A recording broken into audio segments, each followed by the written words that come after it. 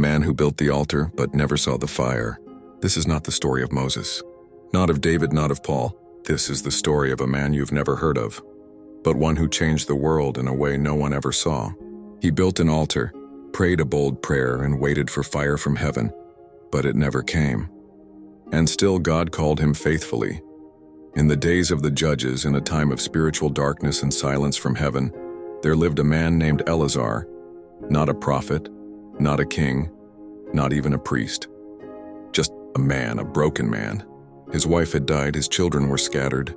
His village worshipped idols, and his prayers felt like they bounced off a stone sky. But one night he remembered the stories of Elijah, how fire once fell from heaven when the altar was pure. So Eleazar said, "If God still lives, I will build him an altar. Not for miracles, not for answers, just for presence." So he gathered 12 stones, and one for every tribe, even though most had abandoned their faith.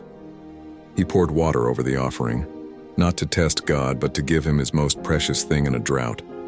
He lifted his voice and prayed, "God of my fathers, I don't need you to answer. I just need to know you're still here." Then he waited. An hour passed, then a night, then a year. No fire fell, no angel came, no voice whispered, and yet every day Eleazar returned to the altar. Not to ask, but just to be. Years later, a young traveler named Amos passed through the land. He saw the weathered altar, now covered in moss, and an old man sitting beside it. "Why do you sit here?" Amos asked. Eleazar smiled. "Because he sits here too." That night, Amos stayed. He watched the old man pray, not for blessings, not for fire, but simply to honor a silent God. And something changed in Amos. He wept, he repented. He built an altar of his own. Amos became a preacher. His sermons stirred revival in 3 villages, and those villages sparked faith in 2 more towns. And years later, one of Amos's disciples would become a leader in the early church. We never read of Eleazar in Scripture. There's no book with his name, no miracle attached to his legacy.